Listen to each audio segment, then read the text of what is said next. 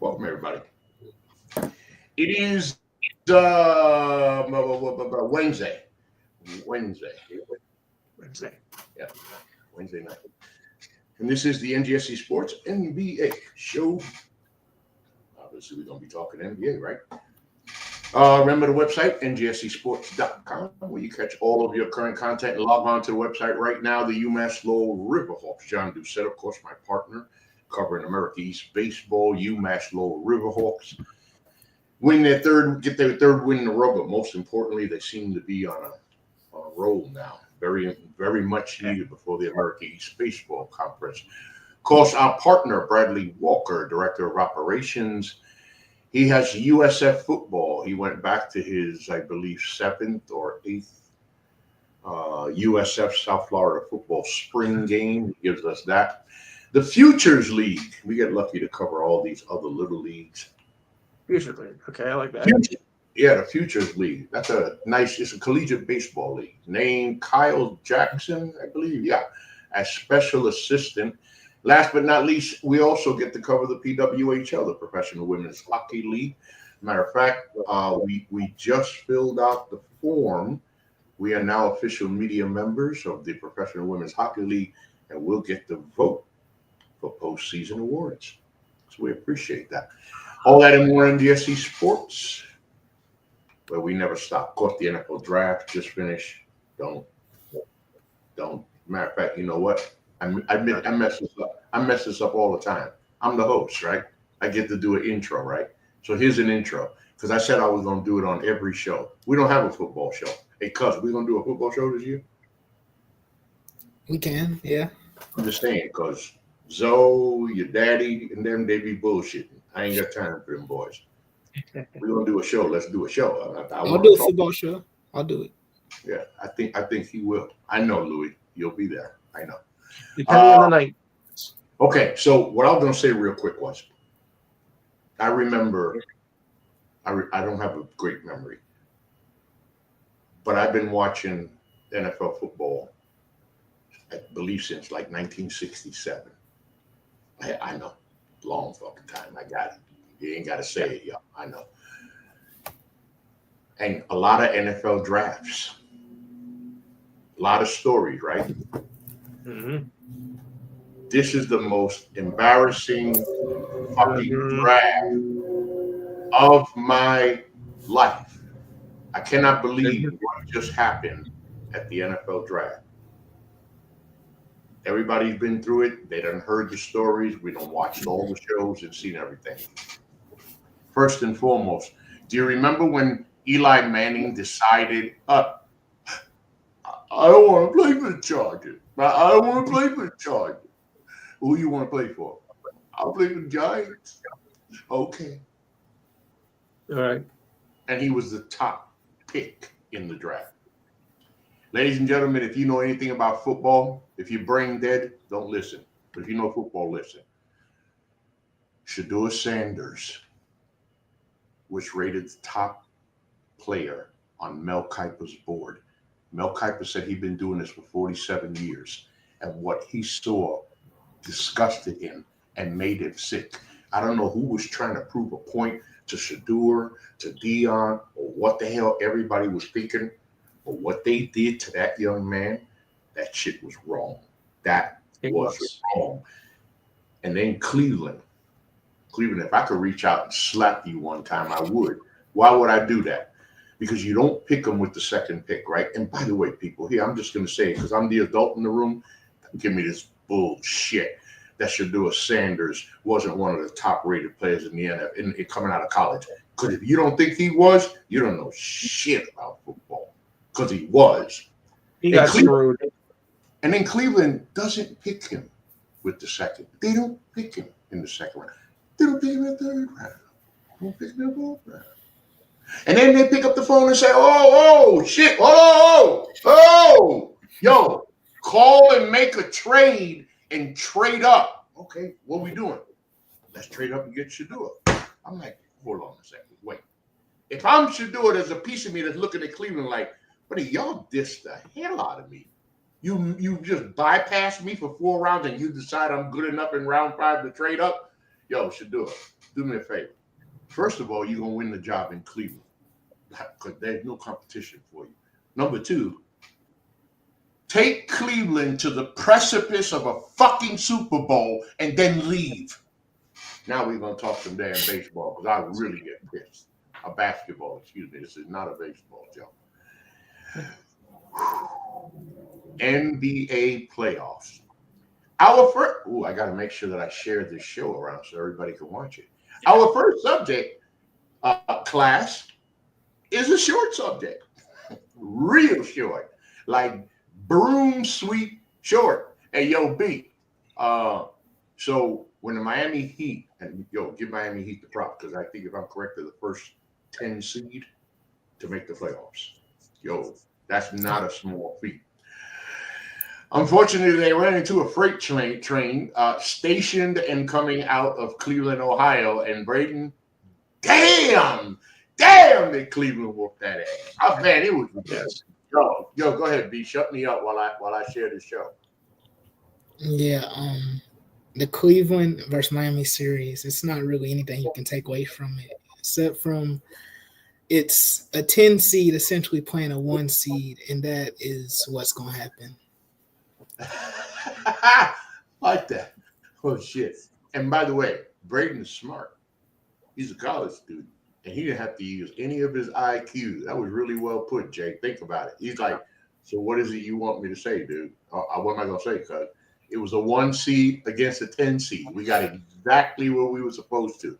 But still, Jay, man, that was an ass whooping, boy. Damn. You know, Definitely was. I mean, how do you lose by that much? And I think maybe there was one game where they lost by under 10 points. Every other game was over 20 points. Embarrassing. Basically cakewalk for Cleveland. We knew that was going to happen. And you feel for a guy like I mean, you feel for all of them, right? Like a guy like Bam Adebayo, right? After the Butler departure and everything that's happened in Miami with Jimmy and before, now Bam finds himself in the centerpiece, the star of the team. And I looked at his face, man, the post-game press conference. And you know what, Louis? I felt so bad for Bam Adebayo because, first of all, Yeah. when he plays Louis, he leaves it on the court. He leaves it on the court. Yes. But damn, Louis, they got. You know what the only issue I have, Louis, before you talk? You know the only problem I have with this? That the Cavs didn't sweep the Yankees. That's the only issue I got. Of course. But I kind of expected it to go the same way. I said, whoever wins the playing game will have to face the Cavaliers and probably lose. So I'm not surprised by this result at all. I mean, as Brandon said, it's a 1 seed versus technically a 10 seed, moving up to the 8 seed. But we knew that Cleveland was much stronger than Miami. I mean, you know, Albao's a good player, but he was no match for Cleveland this year. I mean, they dominated the whole season, and I pretty much knew it was going to be a sweep. And last night's game, which was a disaster waiting to happen, well, it all came to pass last night. So it didn't shock me whatsoever. One guy on social media asked me, so in your opinion, what do the Heat do now? Take their ass home, shut the fuck up for a little while, and don't say nothing in the off season, okay? As a matter of fact, go on a vacation like far away up in the mountains. Don't talk to anybody because ain't much y'all can say right now. But anyway, much props because either way, Back to the golf course. Right, but the Miami Heat still give props to the Heat. They're consistent where they find their way to the playoffs. They were a 10 seed and they made it. That's about all they did. But and speaking about that's all they did, this is more interesting, guys. You remember the Milwaukee Bucks team several years back? Middleton, Giannis, Greek freak. who your other boy? Who the other boy? Holiday. Drew Holiday. Yeah. Giannis flying around. And it's not that he's just flying. When you see a guard flying around like that, 6'2", 190, damn, man, when you see a big boy like Giannis flying around the court, please get the hell out of the way because you already know he's coming down your throat. And they look so powerful, right? So when they won the NBA title, I don't think any of us here is going to say, looking back, were we surprised that they won the NBA title that year? No. They were the best team in the NBA that year. They just was. And didn't y'all, all of you, the three of you, think like I did? You think this is the only one Giannis finna get here in the next couple of years? He gonna get another one. You know. And he didn't. And he didn't. There was no more Drew. There was no more Middleton. In came Dame. And when Dame came in, it was like, yo, you know, that really, it didn't pan out in the beginning. Milwaukee worked their way to a playoff team, a good team in the NBA in the regular season. Dame gets hurt, and I'm going to turn it over to you guys. I'm just going to put it all together. Jay, I'm coming to you first. Dame gets hurt, and I hate it. There's one guy that I hate to get hurt in the NBA is Damian Lillard. Like there's one guy that deserves that title, and there's plenty.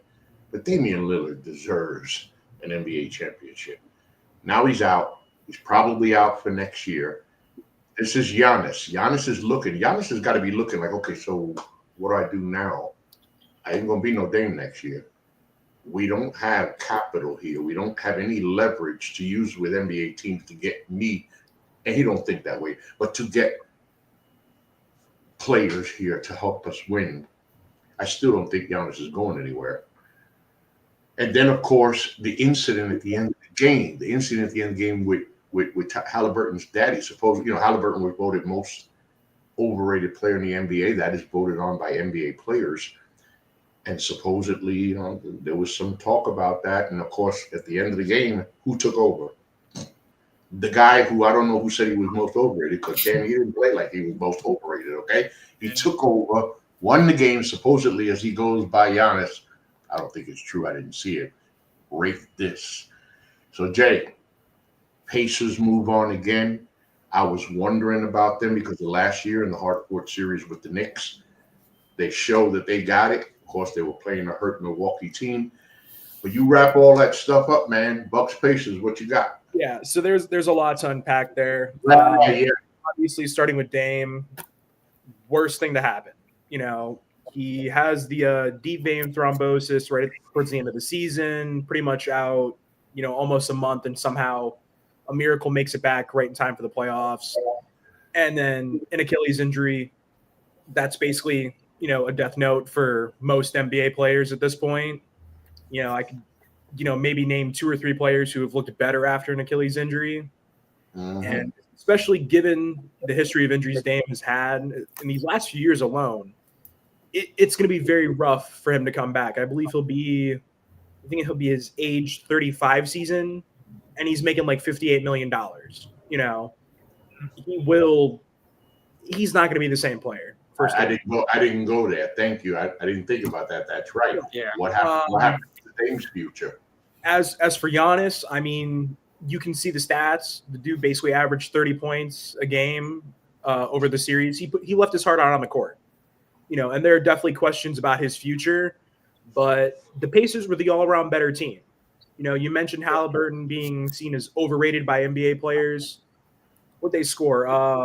Was it 8 points in the last 45-ish seconds? It was an 8-0 run. Like yeah. Oh, yeah, that's right. You're right. They sure did. That was Halliburton, and I think you look at the style of play Halliburton has, and maybe it's the way he shoots the ball. Maybe he's just, maybe more of a flashy guy, but I don't think he's truly overrated. I think he's just on a team that's gotten lucky enough over these last couple of seasons where they say, hey, this guy's not as good as he actually is. But yeah, that skirmish at the end, that was pretty weird. You mentioned Halliburton's dad. There was also a little skirmish between Giannis and Marshawn Beauchamp. That was really weird. But, yeah, I think it's going to be a really strange offseason for Giannis. And Louis, again, a Bucks team that I don't think Giannis is going to go, but No. Jordan brought up a good point I didn't think about. Can Damian Lillard come back? Can he even come back from this? And by the time he comes back, what is he going to be? 30, 5, 6, 7 years old? Is anybody? Yeah, who's gonna sign him? Somebody. 31. That's not terribly old enough for NBA. I think he can come back. I mean, is it going to be like he once was? Probably not. But I think he's going to still be able to make some efforts eventually does get back, I don't know if they're going to be, back to the days of 2021 when they, won the NBA championship, but he will make an impact to the team when he does return. Well, I'm gonna tell you what, Braden. It's going to be a long season. Of course, it's going to be a long season for the Pacers. They still got to finish the NBA playoff. But for the Bucks, it's just a matter of where they're going. And B, Dame ain't getting $60 million when he come back. That's for sure. No. So for Damian Lillard, he's currently 34 years old. He will be 36 by the time he comes back in 2 years because he's not playing next year. Yeah. He will turn 35. Well, he turns 35 in 2 months, so he'll be 36 by the time he comes back. I actually think for this summer or next summer, Giannis will request a trade out of Milwaukee because he talks about trying to win and wanting to win a championship, and he's always putting pressure on the Bucks front office to make a move like trading for a Damian Lillard. And now the Bucks have ran out of assets to trade for, so I think his next move is to force a trade. Yeah, again, you see, that's why I got these. That's why I got these guys, because especially the young guys, because they think of shit I don't remember. But yeah, that's the thing. The other thing about Dame, because Dame's great. He's great. So if he makes the comeback from the injury and he heals, I expect him to still be effective at 36, 37 years old. He's not going to get that money like that. Somebody will sign him, of course. But yeah, you're right about getting out of Milwaukee. The trade surprised me when it happened. Of all the teams, and I could probably think of a couple others, it surprised me they went to Milwaukee. That's for sure. And it ain't never worked out. He don't look good in that uniform. He ain't look good in the Portland. Uniform. I wanted him in a Knicks uniform, but those days are gone. Yeah. Clippers, Nuggets. Louis.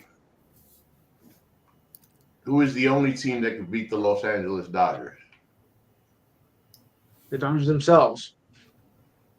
Which is almost sometimes like the Los Angeles Clippers.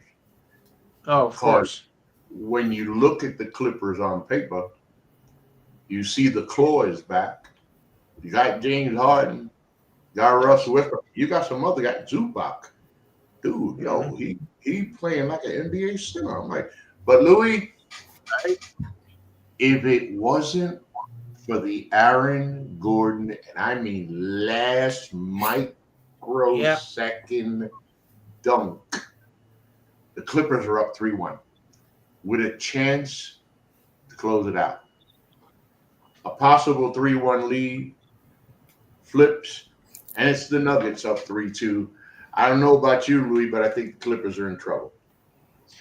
What else is new? Even with it, I think they showed the 3-1 league a couple of times there. I wouldn't pass anything over the Clippers because, as well as they do in the regular season, when it comes to postseason, they always find a way to turn on the choke signal. It happens every time. It's no wonder why they've never got past the second round, except maybe I think 1 year when they were still in San Diego. But because this team was like, well, the ugly stepchild of the Lakers. I know I shouldn't maybe say something like that, but it's the truth. They've always been considered, the second banana team of the Los Angeles basketball circuit, and it still shows today. Of course, even when they were back when they were in San Diego, and even back when they were in Buffalo, they were a joke. And they don't get the respect they think they deserve. And until you start proving how you can beat some of the better teams in the playoffs, you're always going to be considered the baby brother. You haven't done jack much. Nothing. Louis, I love that stepchild of Lakers because they are. And they've been for years. And I brought up the Dodgers and the question I usually ask you because, like you said, it's like even the best Clipper teams can't see. They can't even make it to the Western Conference Final. Don't nobody tell me that the Los Angeles Clippers have not had a good enough team in the last 10 years that they shouldn't have been to a Western Conference final or two. They were. They did it once. They made it once. 2021. Did they make the Western 2021. Conference final? Yeah. Against When? Phoenix. Against Phoenix. When? Look, 2021. 2021. That's how much. See, that's how much they ain't done. I can't even remember that. Go ahead, D. Floor is yours, man. Look, Clippers Nugget. I'm coming with you with this. Brayden, I'm coming with you with this. First of all, the Joker. That's all I'm gonna say. The Joker. It's like when he decides, like, I don't like it sometimes when I'm not accusing Joker of anything, but it's almost like he plays to this level, and then when he knows his team is in trouble, he goes to this next level. You got Kawhi playing like championship Kawhi right now. The claw is back. James Harden, Russell Westbrook, but somehow, some way, the Clippers let that game get away. Yo, that was a big ass dunk, man. I looked at that like 14 times just to see how close. And I'm talking about how it was so close. Brayden, Clippers, Nuggets. What say you? So in this Clippers Nuggets matchup, at least from my perspective as a LeBron fan, the past 2 years, the Lakers have played the Nuggets in the playoffs. And when playing against the Nuggets, you have to play almost perfect. Like when I say perfect, you have to play perfect. Because when Jamal Murray says he wants to drop 40, he's going to drop 40. And there's nothing you can do about it. Because if Jamal Murray is going to give you 40, Jokic is going to still give you his. And if you're not playing perfect, you're not going to defeat the Denver Nuggets.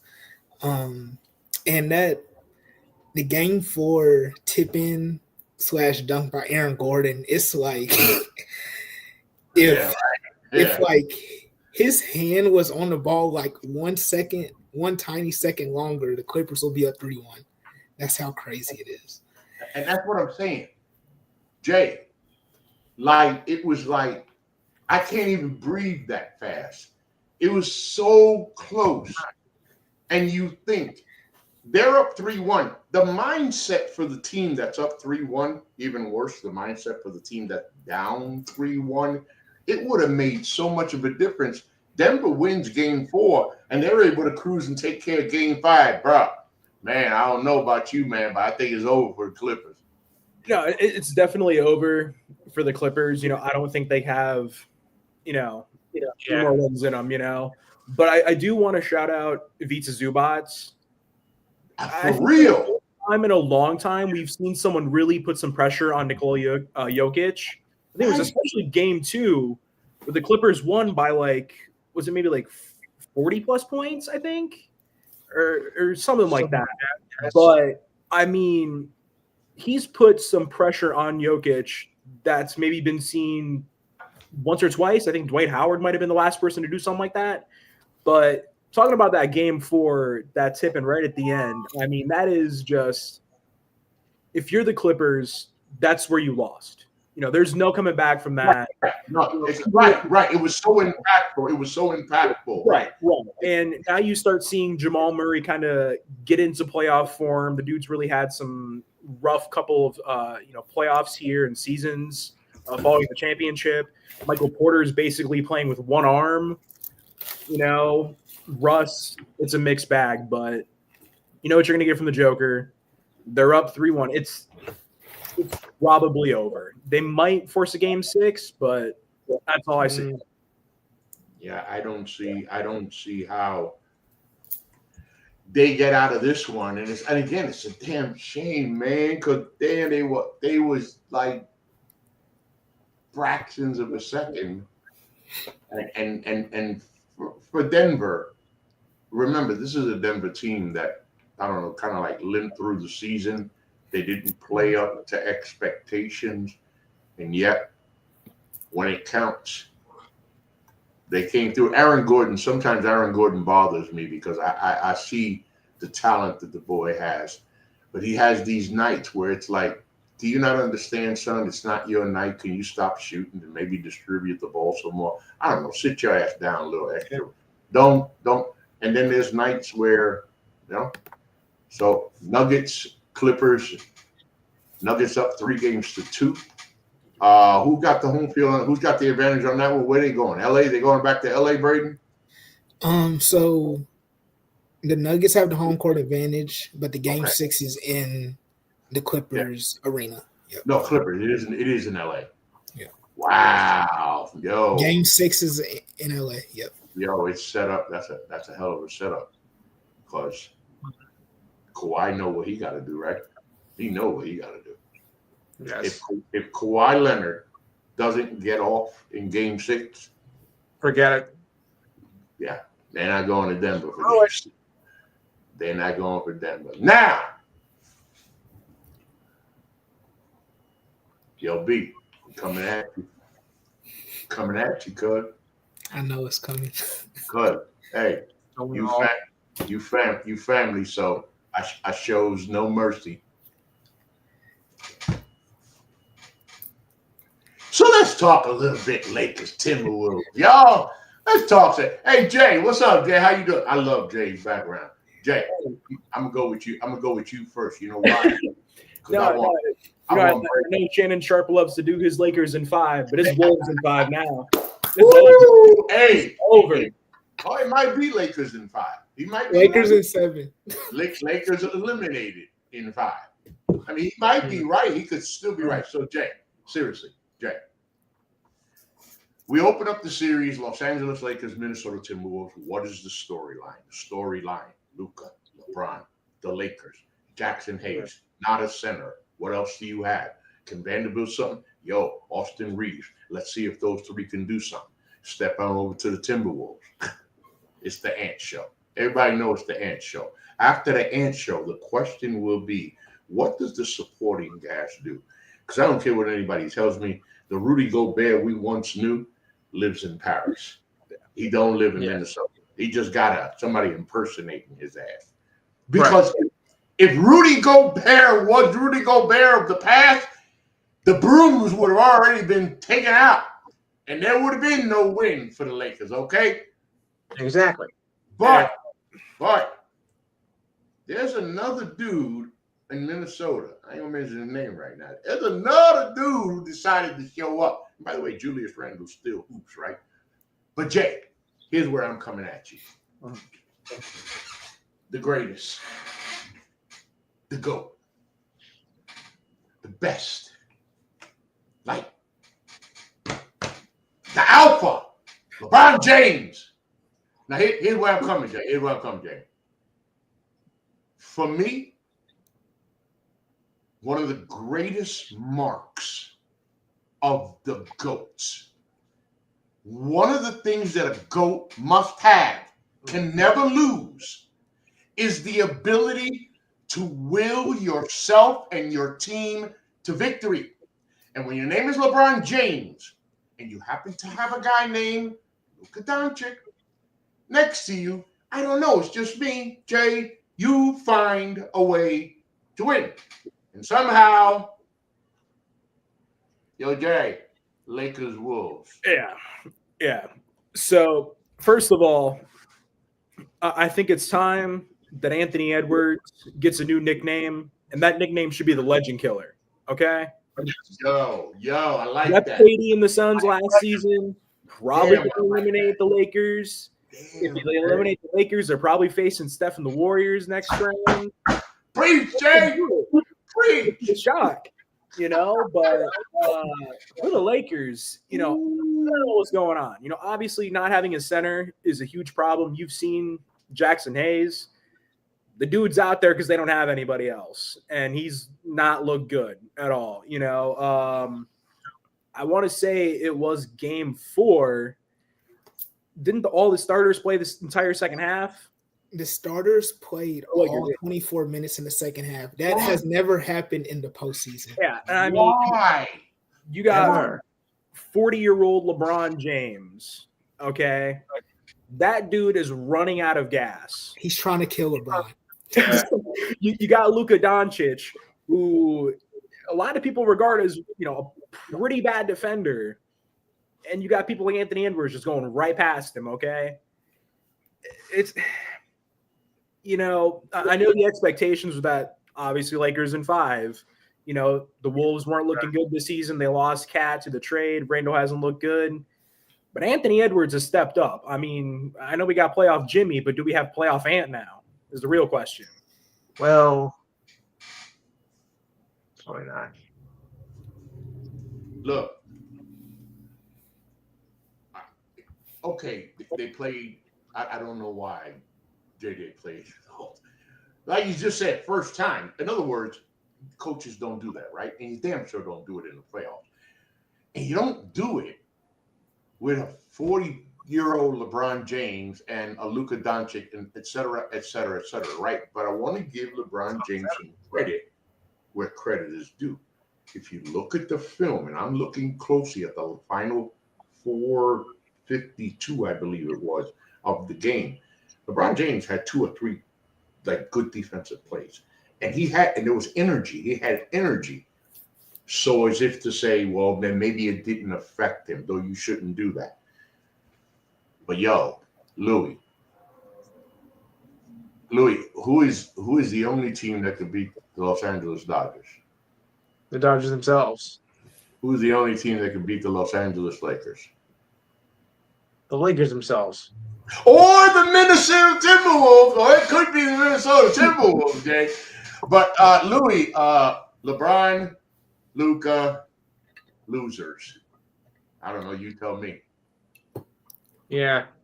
Well, I mean, I had my doubts about the Lakers, especially after the poor start they had this season, and they had a lot of ground to make up. But since the beginning of the year, in the trade, they really started to step up. I didn't think they're going to make, all the way to the NBA Finals, because injuries and whatnot. I mean, but they have held their own, since the beginning of the year. But still, not enough. They made a smart move by getting Luka, which sent his previous team right down to the toilet. But Lakers, I think are still like a work in progress. If you were thinking going to be like the 2020 team, no. But they've held their own. I think they can win this series, but other than that, I think they're going to go down the next round. Minnesota's going down in the next round. Lakers are going down the next. I think so. I think they can beat Minnesota, but after that, that's a very tall order to ask. So look, cuz I'm being nice as I can, okay, when I ask you this question. So what excuses are you gonna give now? Come on. Okay, there is no excuses. That's what I want to hear. Okay, look.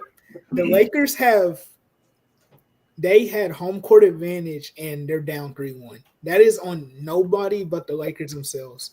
I don't care what any Laker fan says. This first round is a major disappointment. Like, you can say that the team is incomplete after the Anthony Davis trade, but no one picked the Wolves to beat the Lakers. No one. Everyone expected the Lakers in 6 or Shannon Sharp Lakers in 5. This will be a major disappointment. But what this series is showing us now is this isn't the early 2010s anymore where you can be like the Heat and just have LeBron, Wade, and Bosh as a big three. You have to have 1 or 2 stars and then like 8 to 9 quality shooters around him and players around him. The Lakers only have 5 quality NBA playoff players, but the Wolves have like 8 to 9. That's really how the Lakers are losing, because you can't play your starters a whole 24 minutes in the playoffs in the second half. Like that's I don't care what the situation is, you cannot do that. So that's the first thing that I'll never understand as to why he did that. But my thing, and you brought it right there. You got home court advantage. And I'm sorry, man. And I'm not even trying to be funny now. I'm sorry. You cannot sit there and look in the camera. You cannot write history and call yourself the GOAT. And you cannot will your team to a win. You can't. I mean, it's not a hate on LeBron. He's 40 years old. He doing shit no 40 years old has ever and probably might never be able to do. But it doesn't take away from the fact that, okay, you lost AD, but you got Luka. I will say about LeBron, it sucks because we are expecting to take over and be the old LeBron and just start getting 10 points in bunches when his team needs It's unfair. It's unfair. But yes. But to be honest, it sucks to say, but after Solomon Hill fell on his ankle 2 to 3 years ago, we haven't seen LeBron been able to turn it up when he needs to. That explosive, right? He like you said, he could do it here in spurts, but he can't do it in that 4 or 5 minute span where he would just, it'd be like, holy shit, in 5 minutes, the whole game doesn't change. He can't do it anymore. No, but you know who can do that? Anthony Edwards. Edwards. He is the legend killer. This boy, I love that. By the way, Jay, that was it. We got to somehow petition. We got a petition for him to get. How the hell is that not my password? I'm trying to get Blue Sky so we could start, doing our stuff on Blue Sky. Anyway, let's go back to Anthony Edwards. Jay, that was beautiful. The legend killer. As soon as you said it and I saw Braden's reaction, it was the same with me. Like, this boy went in this game. Think about his mindset. Y'all want to talk about LeBron. Y'all want to talk about Luka. Or you want to talk about the Lakers and Showtime or whatever. Yo, I'm Ant-Man. What are you doing? You forgot about me. Damn. Hey, I don't know if I think it was Kendrick Perkins. I don't think he's right. He said Ant's better than Luka right now. I don't know about that far, but he about to be. You know what? You think about it. Nobody says, "Oh, hey, the Wolves were the other team that was in the Western Conference Finals against the Mavericks last season, and they lost Cat, and the expectations were, oh, this team's going to drop." They weren't even in the playoffs at one point, during the season. And like I said, here we are. They're up 3-1 against the Lakers. And Anthony Edwards is just having his way with the Lakers. Let's give props to Anthony Edwards. I mean, how he's matured. It was a Minnesota. Think about it. This is a Minnesota Timberwolves team that lost Karl Anthony Towns, right? They get Julius Randle, Dante DiVincenzo in the trade, and you're thinking, y'all screwed. That takes care of y'all season. You're not making the playoffs. Nope. Ant said, hold up. Y'all thought that this was Cat's team. So y'all thought this was Cat's team, right? Okay.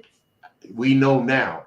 And one more win by the Timberwolves, cuz.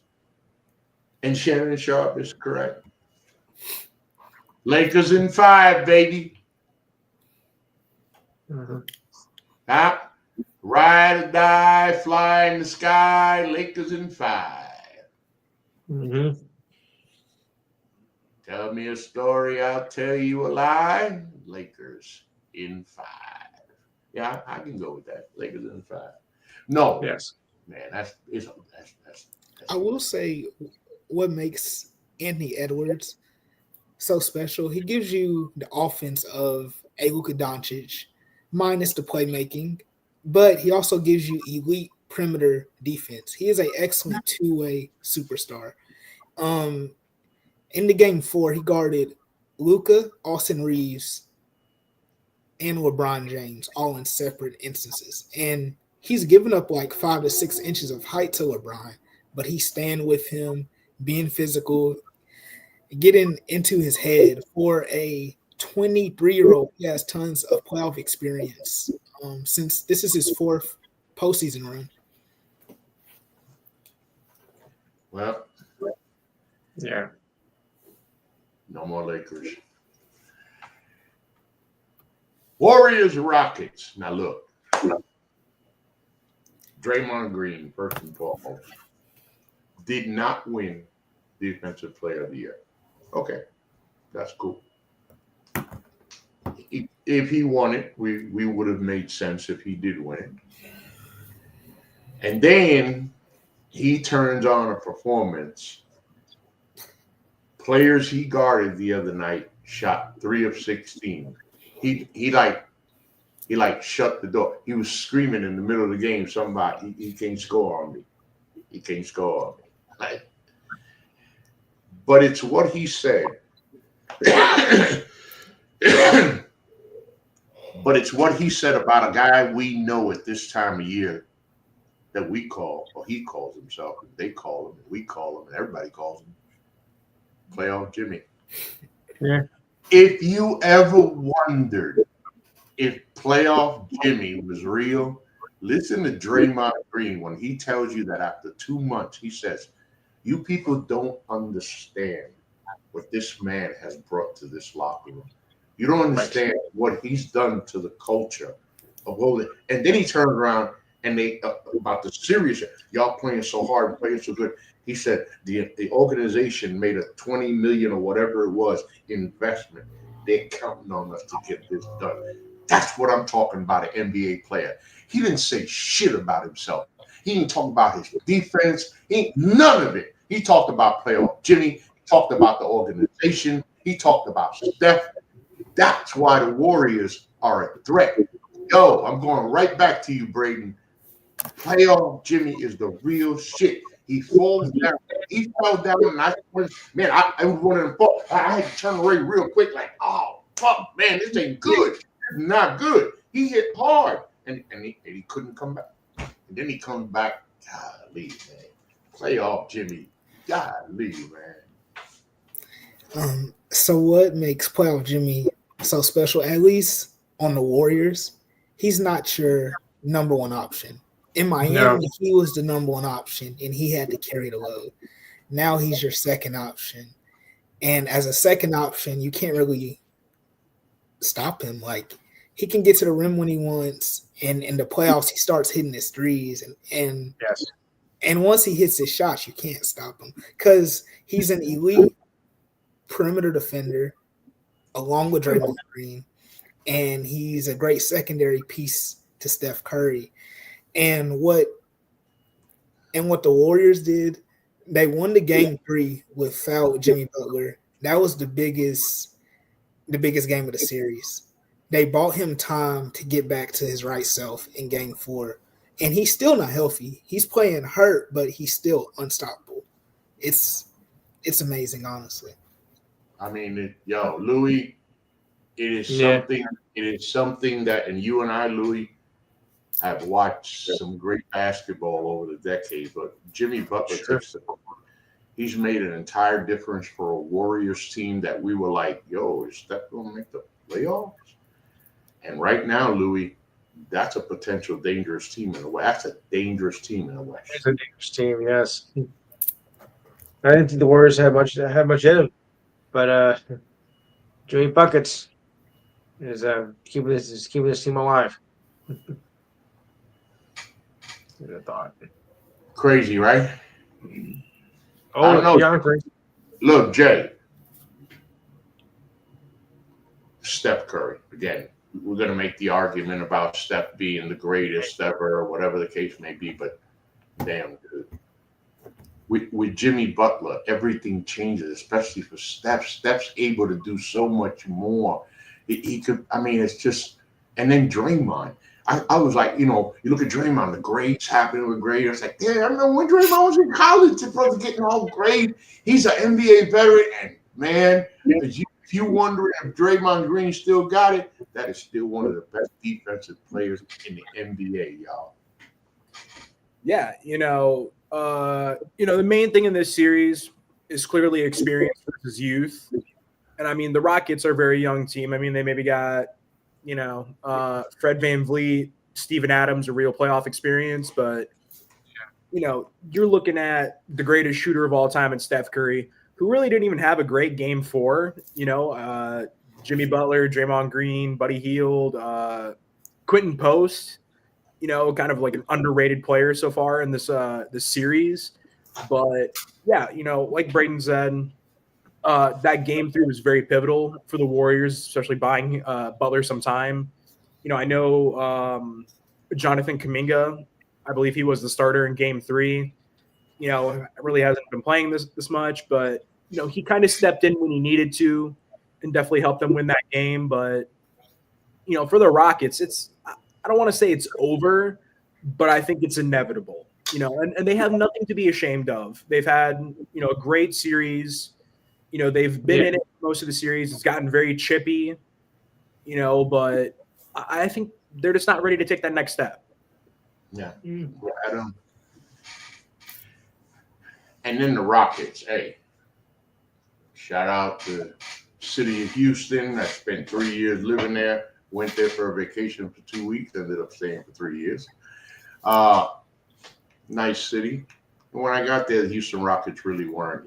They were getting over James Harden. But they got a squad, man. They got a young squad. Yeah, they come up against, and like when you said 110, what we expected from the Cavs routing the Heat,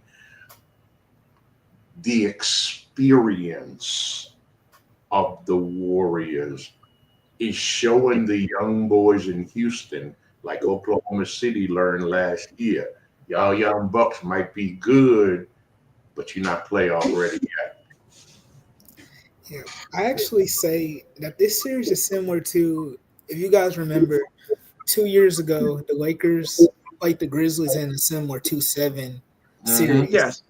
The Lakers were the experienced team. The Grizzlies were still young. I see this as the same way. The Warriors are more experienced, and the Rockets are still young. And oddly enough, the Lakers and the Warriors are both up 3-1 in those series. It's a funny thing to look at. I mean, Jay, again, it's proven the old adage of experience over talent. Although I'm not trying to say that Houston's more talented, but the youth, and it's playing for the Warriors. And right now, I think this is over, man. I think this is over. I think at most this goes 6 games, and like I said, there's nothing to be ashamed of for the Rockets. They had a great season. Nobody expected them to be the 2nd seed, but it's just about that experience. You got Steph Curry, you have playoff Jimmy Butler, you got Draymond Green. I mean, these guys know what it's like to be in this situation. They've been on the winning side, they've been on the losing side.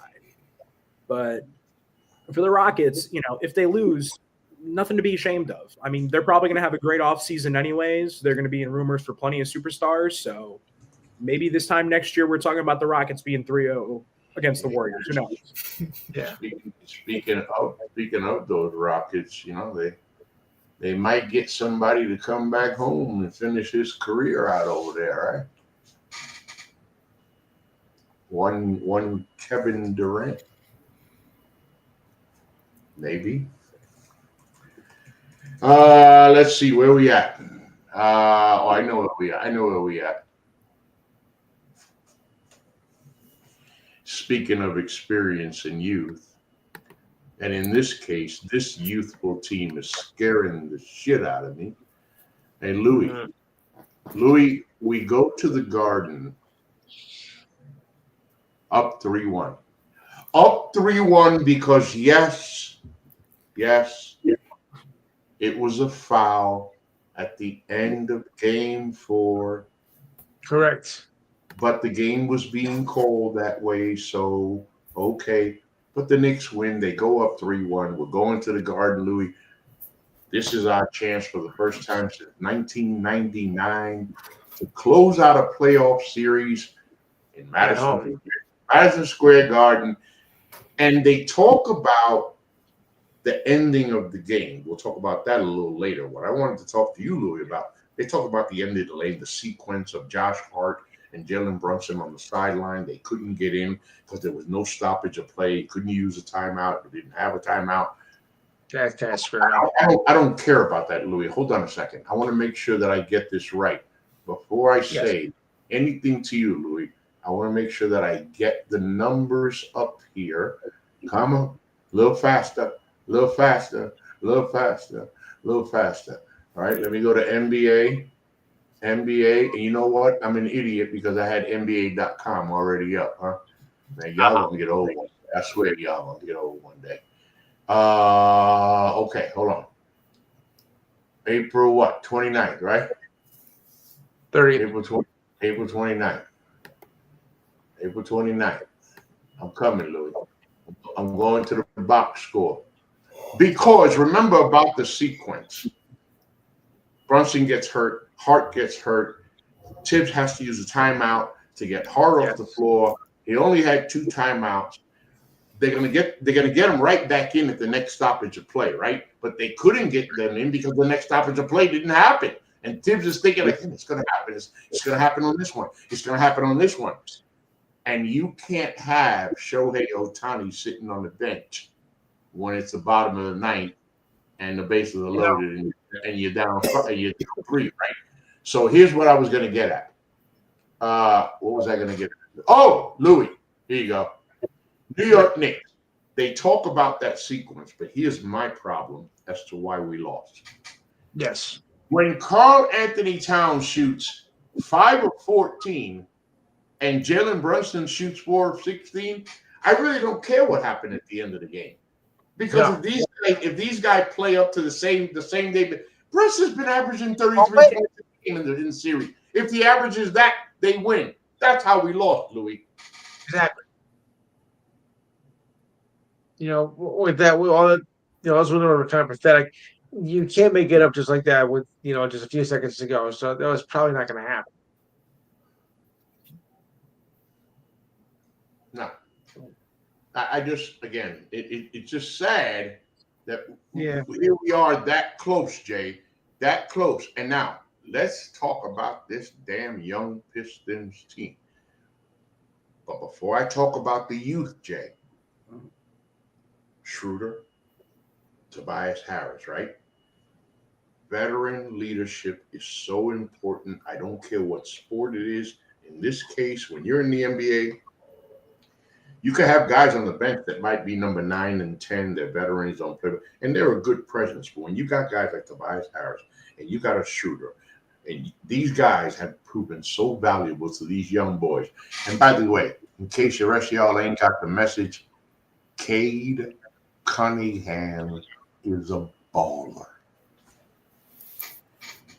Yeah, you mentioned Tobias Harris and Dennis Schroeder. I mean, last season, Tobias Harris was basically, you could say, the laughing stock of the NBA. Nobody wanted him. Everybody was like, hey, he's one of the worst shooters. He cost Philly their series.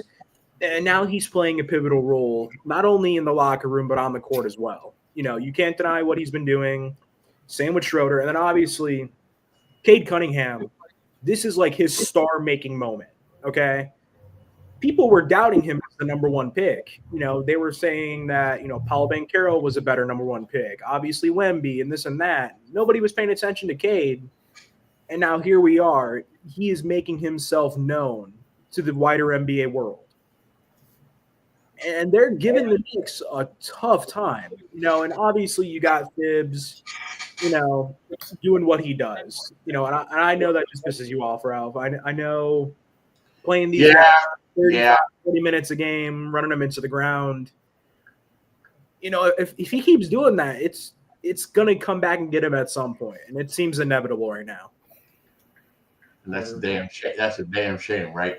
Hey, yo, Braden. I hate to say it, but I'm worried. I'm worried because I think and I'm seriously thinking about going on one of those betting things I got and picking the Pistons for Game 6, Braden, because I got a bad feeling, man. I got a bad feeling. So do I. Yeah. With at least so with the Knicks, they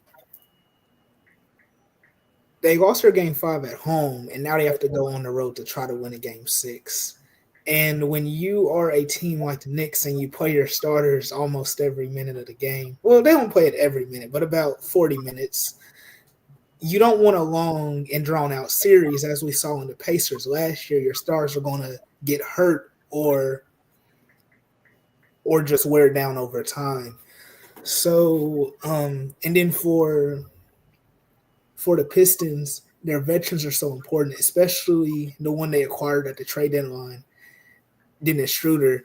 He's just on a playoff team. He elevates players around him, and their coach, JB Bickerstaff, he plays Schroeder alongside Kate Cunningham in crunch time situations as a secondary initiator and playmaker to help the team out. That was a good pair. That was a good pair. I currently think the Knicks still close it out in 6 or 7, but if the Pistons won, I don't think anyone would be surprised at this point. I would, and I'd be pissed. I'd be so fucking pissed, I swear to God, man. After we made this run last year, hell, last year's team's still looking better. And look, let's face it. Louis, he's working on one leg. Man, every time he gets hurt, Louis, I'm thinking it's the last time. I'm thinking it's the last time he's going to play, even if the Knicks win the series. Even if they're not making it out in the next round. No. Not if he keeps up like that.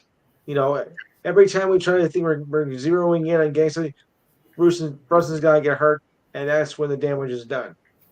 You just can't stay healthy, especially in the playoffs. No. That's the whole freaking problem. Yeah, it's not going to work out too well, and I'm not. That means on next week's show, I'm not going to be happy, y'all. Okay, so that makes two of us. Yeah, that make two of us. So just so we telling you right ahead. Yeah, that's the NBA playoffs, man. That's how we rolling through the NBA playoffs. Of course, tonight we got games. We got jokes and we got games. What we got, fellas? So far, come on, computer. Whoa, Lord, is the Rockets. What's the score? Yeah, ending the first quarter, and the Houston Rockets have a 16-point lead on the Golden State Warriors. Well, if a team can go a 29-point lead, which is no excuse for, anything can happen, I guess. Oof. It's not going to surprise me too much. I'm sure it's not going to surprise me. It's not going to surprise y'all too much if the Rockets win tonight. It's the question of can they win Game 6 in Golden State. No. Only a select few of players can win a Game 6 or 7 in Golden State's court. Only a select few. The Rockets don't have any of those players yet. They might trade for a Kevin Durant. Yo, all this time we've been talking, you see my head down? I keep trying to, I want to get on Blue Sky. Oh, man, I finally got in.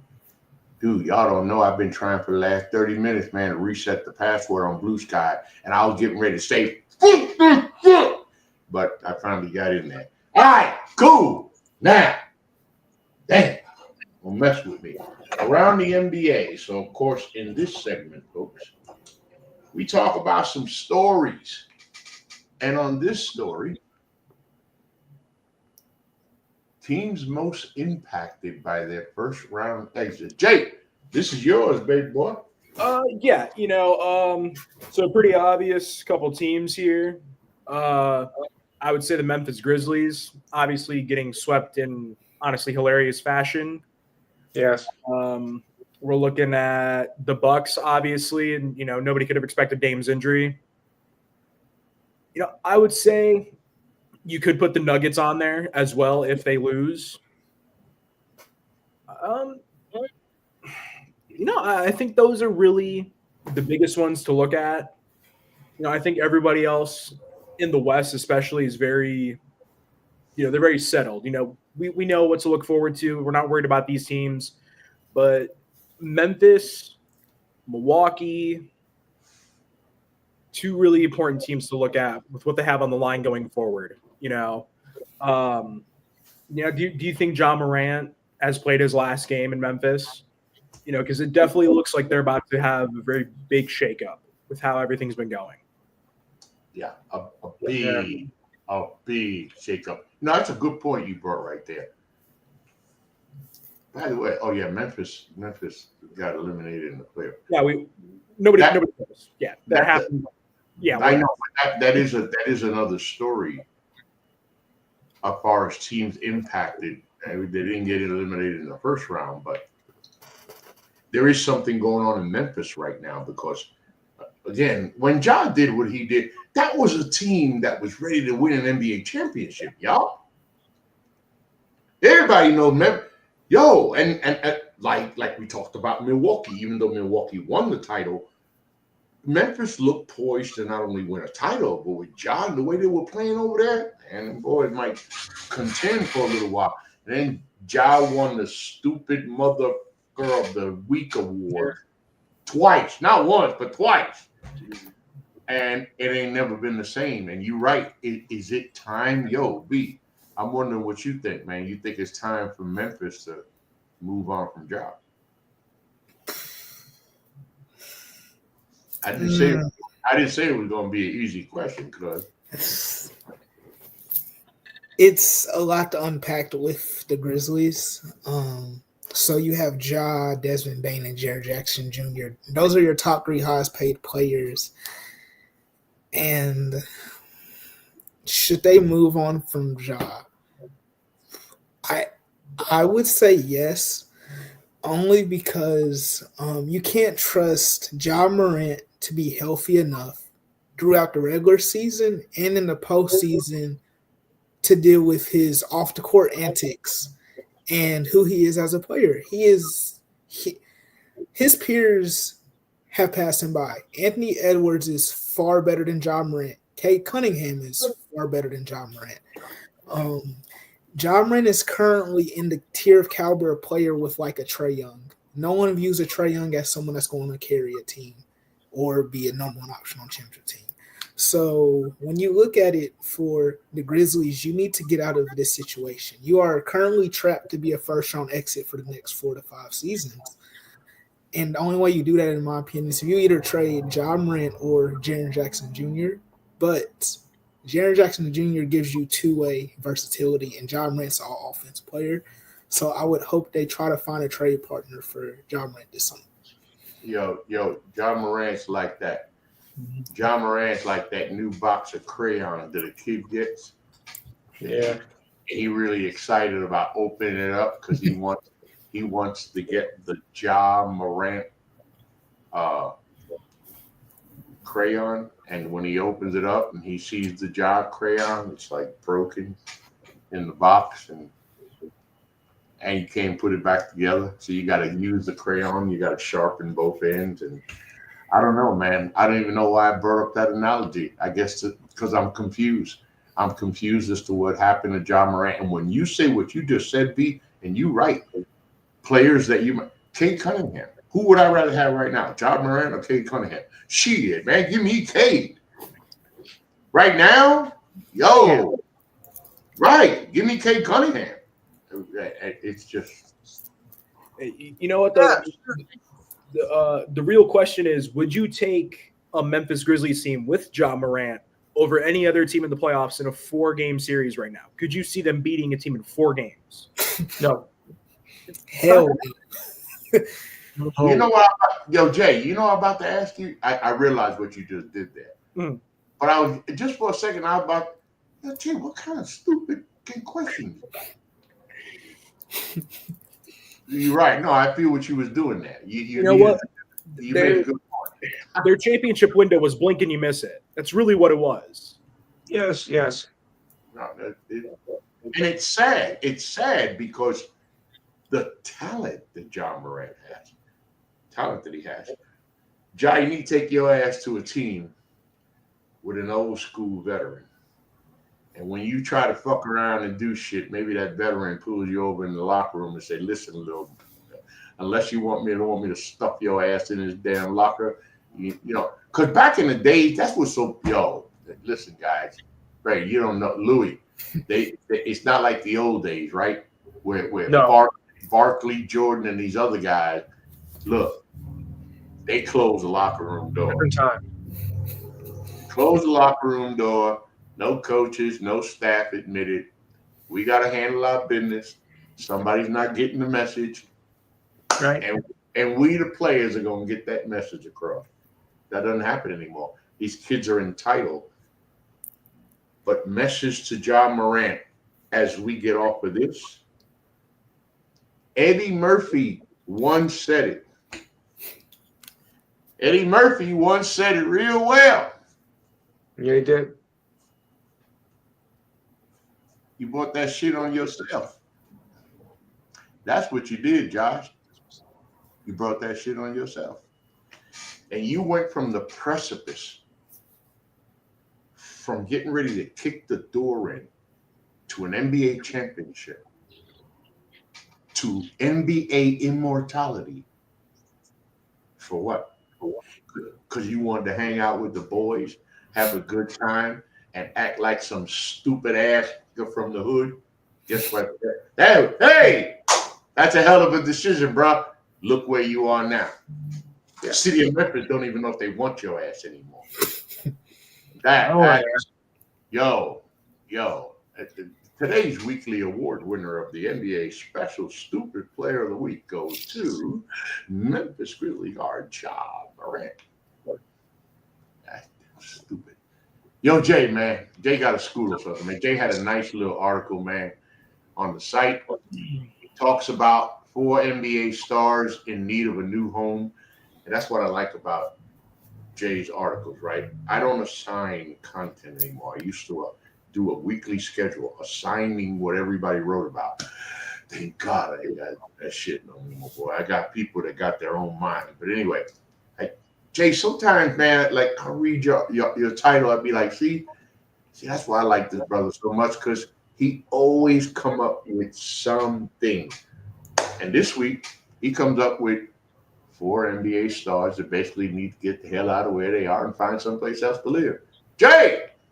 Yeah, I could have chose the easy route and gone with a guy like Kevin Durant, but we know Kevin Durant will be gone from the Suns this season. That's extremely obvious. But the 4 guys I mentioned in the article they desperately need to move on from their teams. Ja Morant was one of them. Obviously given that situation, Zion Williamson, Trae Young, and LaMelo Ball. I want to talk about Zion.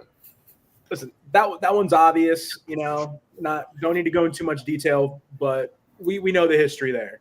It's been, I think it's season 6 now. It's time to go. Yes.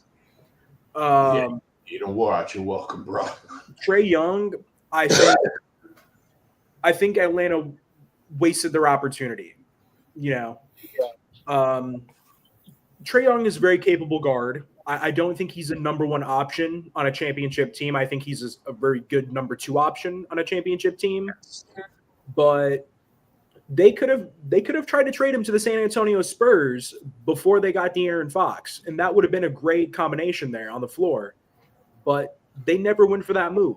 And now you've had playoff exit after playoff exit, not even making the playoffs, losing in the play-in too. And you tried it with DeJounte Murray, didn't work. You've gone through several coaches. You've pretty much done everything you can at this point, and it has not worked. And Trae Young has been that franchise piece the entire time. So at this point, you just have to go to the bottom. You have to start over. You can say maybe Zachary Richardson could be that guy. I don't realistically think so, but it's time to move on from Trae Young and hopefully, get a package back that could maybe help you with that rebuild early on. You could still get something for him. Yeah. Now, and the other guy that you mentioned in the piece was LaMelo Ball, and good. But Louis, I'm gonna go to you with the guy that he didn't mention, that he did mention, didn't put in the piece, which is Kevin Durant. Kevin Durant. You talk about guys that shot themselves in the foot, right? So Kevin Durant is in Oklahoma City. He's in Oklahoma City with James Harden and Russell Westbrook. By the way, have you guys heard me say this once or twice tonight already? another team made it to the NBA Finals, and the next year you're thinking, yo, it's Oklahoma City time, baby. They're about to win this. They're about to win this championship. Somewhere along the line, Kevin Durant decides, I don't want to play here anymore. I don't know. He goes to Golden State, Louis, gets a couple of championships, right? Right. You would think at that point, this is just me, Louis. My name is Kevin Durant. I am an NBA player, and I play for the Golden State Warriors. I also play with Draymond Green. He's my teammate. Oh, and Klay Thompson is my teammate. Huh? I got a squad, don't I? Me, You do. Draymond, Klay. Oh, shit, I forgot. My other teammate is the greatest shooter on the planet, the greatest basketball shooter that has ever been, that God ever created. And then you leave, and then you leave, and you do it again. You do it again. You do it again. Again. I was gonna say the wrong word, bro. You could have had like 5, 6 titles by now, man. Let's just say you would have won a couple in Oklahoma City and then said, I'm going to move on, go play with Steph. You win a couple of more. You stay there with Steph and Klay, and you stay with the Flash brothers till they ain't got. And Louis, he leaves, and here's Kevin Durant. And the end of his career is not ending like Kevin Durant planned, but he keeps acting like it's okay. That's a lie. Exactly. Just One saying, false Louis. move and both teams get screwed. Durant's not the star he used to be. You know, his time is done. And you know, he's not gonna stay where he is next year anyway. So once had a great chance of making the playoff, making the NBA finals, and now he's like a second-rate player.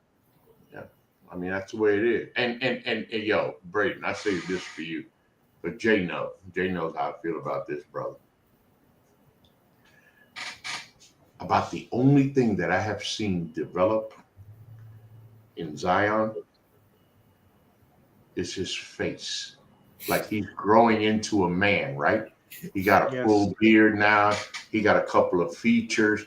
That's the only improvement. That's the only thing. That's all I got on Zion Williamson. Because this boy, I swear to God, he makes me think of Jamarcus Russell. Not because he's such a buck yet, because we know the talent that he had. But son, you're like 9'8", 747 pounds of this specimen basketball player who lit up the world at Duke. And Braden, this brother done gone dim like a fucking candlelight getting ready to go out. Yeah. I'm not sure if the argument has been made yet, but I think we start talking about Zion as one of the biggest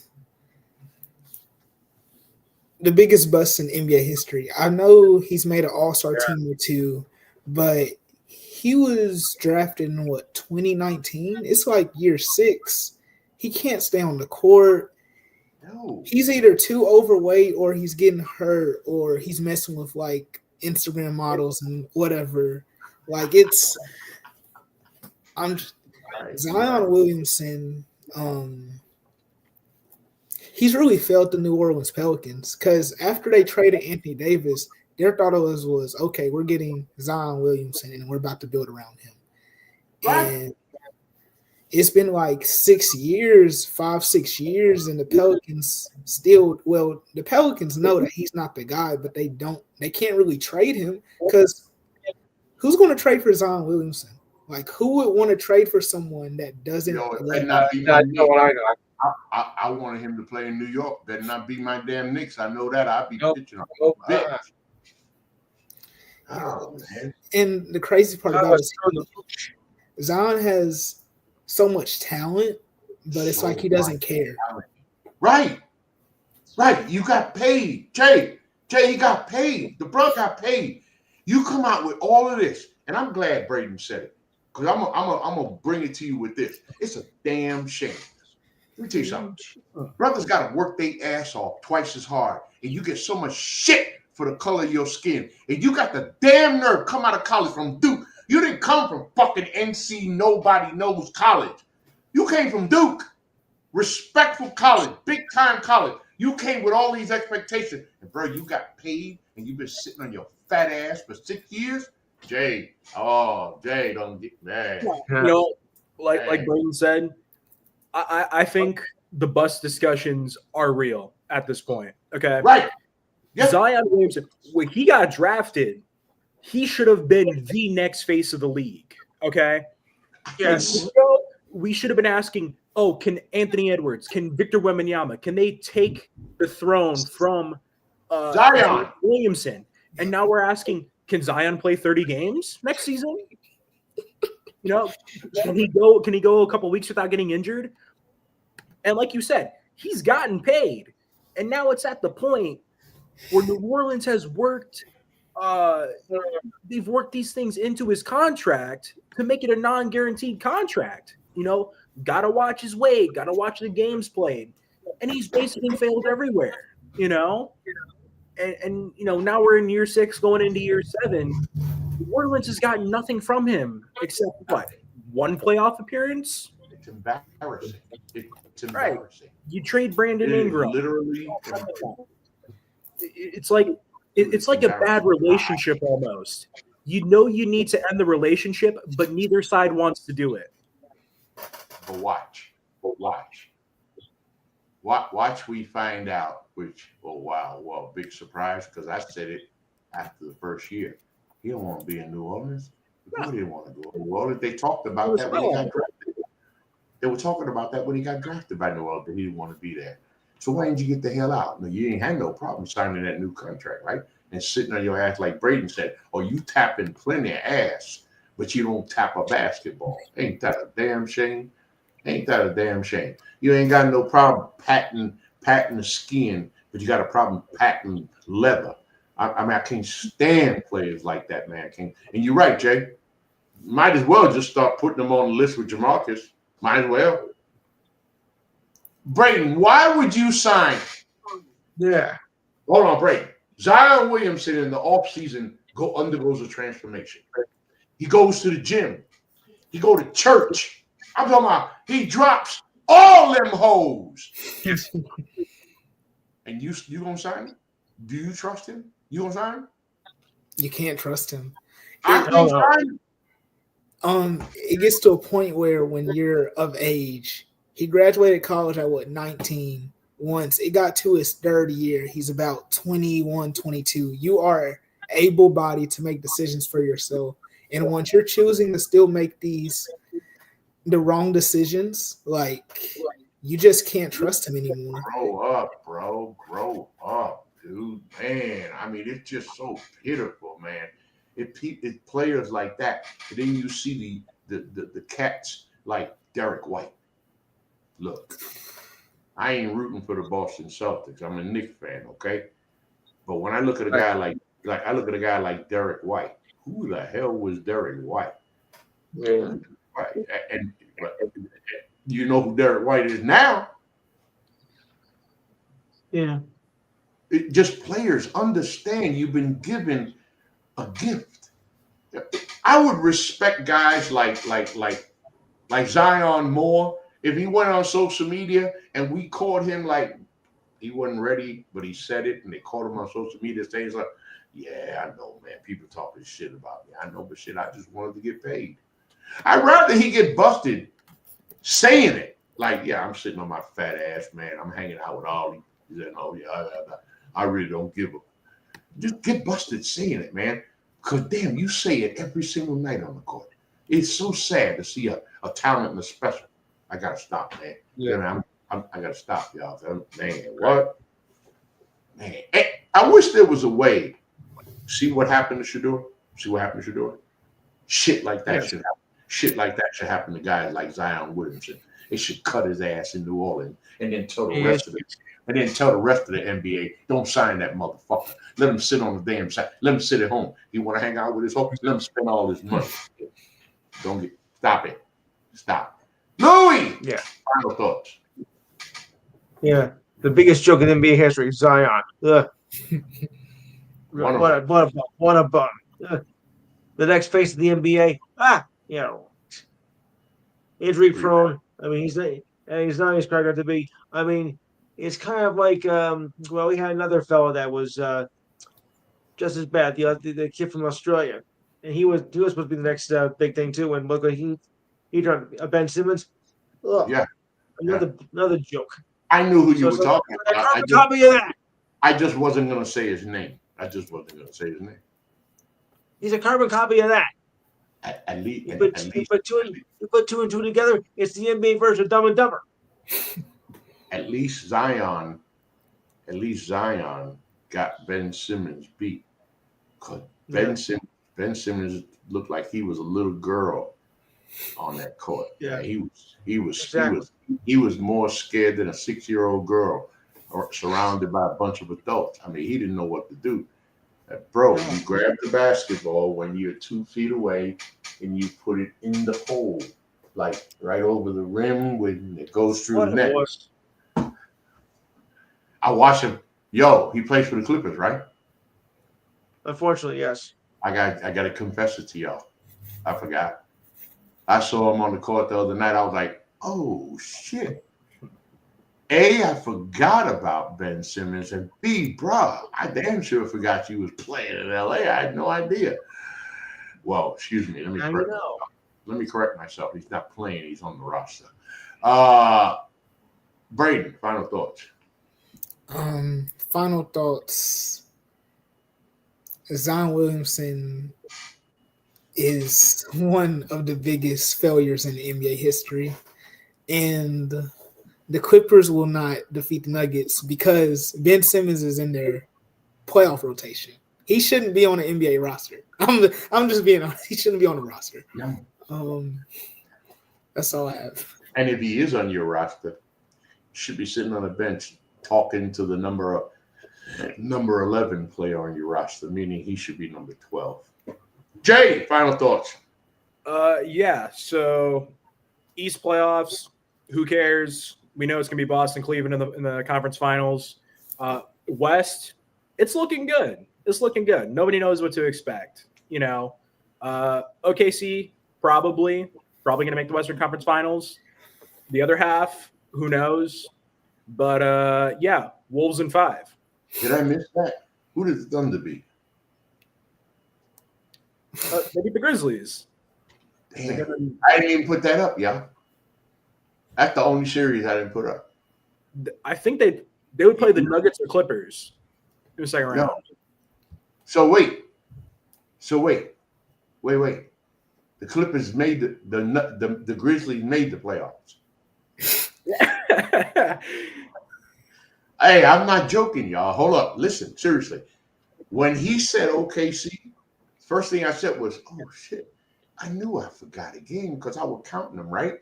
I knew I forgot a game. Now, mind you, if there was a series that I was going to forget to list, that was the series to forget.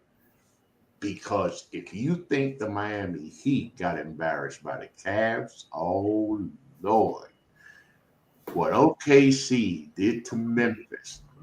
I'm talking about they got out the car at a green light, not a red light, on a busy street.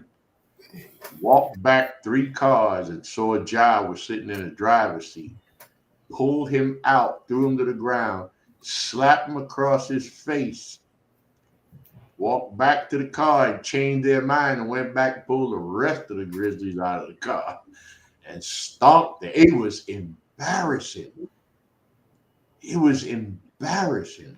And look, the game they won by 50, 51, whatever it was, my daughter is in the kitchen. I said, baby, you're missing a good game. She said, Dad, I saw the beginning of the game. It's not a good game. And that was just the beginning. Sure. And she said, well, how bad is it? I think Memphis might lose by 50. She said, nah, ain't nobody going to lose by 50 in an NBA playoff. How bad is it now? I said, they down 34. She said, ain't it the first half? Yeah, first half. Anyway, my final thoughts is like a bunch of final thoughts. Like Memphis, like Miami. This is not why you make the playoffs. And if you're gonna make the playoffs, come on, y'all. Come on. Or are the Cavs and Thunder really this good? Are they really this good? Because look, people, let's be for real. You don't get your ass whooped by 50 points in the NBA. You just don't. And you damn sure don't get your ass whooped by 50 in the NBA playoffs. This is the NBA playoffs. This is when you turn it up. If that's what Memphis calls turning it up, you might want to rethink the franchise and relocate, because that was horrible. Go back to Vancouver. I gotta give a shout out to Anthony Edwards. You talk about the NBA, you want to talk about the Lakers, you talk about Luka, you want to talk about LeBron, right? Then you want to go you want to talk about the Cavs, you want to talk about the Celtics, right? Oh man, in New York, it's the New York Knicks, right? You got to talk about the New York Knicks. Steph, Draymond, Warrior, everybody, shut that shit out and let's take our attention to a cold place called Minnesota. A Timberwolves team that we found out this year was not Karl Anthony Towns' team. They belong to Anthony Edwards. And I will agree, I want to agree, but I'm feeling, whoever said it, that Anthony Edwards might win in a title before Luka does. Yeah. You give, first of all, you got to get Rudy Gobert the hell up out of there. Can y'all get a center? You need to send Rudy home. In fact, he could play on the French league. C'est la vie. C'est la vie, Rudy. I don't know how they say you suck now in French, but I'm sure you know how to say it. Time to take your ass home. You get them a center, a bona fide center. You get them another piece to add to Randall. Oh, by the way, who's that other player on Minnesota? Jaden McDaniels. Man, hey, hold up, time out. Final thoughts question. Braden, who the hell told that boy he was an NBA player? Damn. Well, in the Nuggets series last year, I believe he averaged about 20 points per game. And in this Lakers series, he's giving you those 20 points per game along with elite perimeter defense. The Wolves are just really deep. They got. And obviously, in my final thoughts as a Knicks fan, man, y'all got to cut the bullshit out. Because I'm telling you now, if Detroit wins Game 6, and I think they will, man, we got a serious problem in Madison Square Garden in Game 7. Hell yeah. And I'm gonna tell you why. Yes, Brunson's ankle, the minute usage by Tibbs, forget all that. You want to see a hungry team? You want to see a team that wants it really bad? Y'all check out that team from Motown. Them young boys are not playing, boy. They want this shit bad. They want bad. And the center, what's his name? Durrell, whatever. Don't know who that cat was, but I damn sure know who he is now. Earning his stripes. In the beginning of the series, I was one of the people that said, Cat gonna abuse this boy. Woo, Cat gonna abuse this boy. That boy said, excuse me. First of all, I ain't no boy. I'm a grown man, and I'm an NBA center. Watch. Hey, 5 of 14 in a pivotal Game 5 that the Knicks could have clinched. I think the man did his job. And my final thought, there's nothing in the world like family. I appreciate that I got one of the greatest families in the world. And they're not even my bloodline. Right there. That young man is my family. And I love him to death. And I'm going to tell my cousin Braden, plain and simple, Lakers in 5. Thank you for everybody. This is the NGSC Sports NBA podcast or NBA show. I'm your host, Rob Garcia, joined by Louis Tenor. I've been joined by Jordan Rhea. And of course, I like to say Jay. Man, I don't even say your first name that often. And of course, my cousin, Braden Hudson. And he is now aware clearly that it will be Lakers in 5. Remember the website? It is NGSC Sports, where you catch all of your current content. And try not to forget, today is Wednesday. Louis Tenor has a show Saturdays, 4 to 6 p.m., the Enhanced Sports Show. If you got any plans to be on that show on Saturday, you better go to the kitchen, get your food, whatever you get. Go get your weed, go get your drinks, whatever you got to get, and sit down and start calling in. Because if you don't start calling in now, you're not getting in Louis' show on Saturday. I don't know what the hell guy, Jordan Brady. I don't know what this guy did, right? He got a fucking harem. He's got a Grand Central Station on his show. It's like 27 people all on the show. We can't get a comment, and this guy got a whole city. He got a whole village, man, on the show. I can never get this shit right. Thank you for joining us, everybody. I'll be back tomorrow on the show that Louis doesn't join us on. The only show he doesn't join us on, for good reason, and that is the NGSC Sports Political Show. United, not divided, where we meet on common ground. I'll just be honest. Tomorrow, the coach, and Lori, and I have a lot of shit to talk about. And when I say a lot of shit, whoo, do we got a lot of shit to talk about. Country's on fire. The president's even more on fire. And we're fucked. Anyway, thanks for joining us, man. We'll be back next week. No, when we coming back, y'all? Our regular day is what? We don't even know. We don't know. Jay, congratulations on a new job, Jay. Jay will tell us when we come back, and then I'll tell y'all when we come back. Till then, peace. 3.